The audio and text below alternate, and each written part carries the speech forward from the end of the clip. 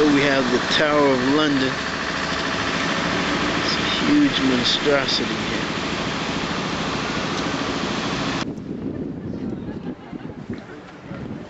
Australians, there's always a couple.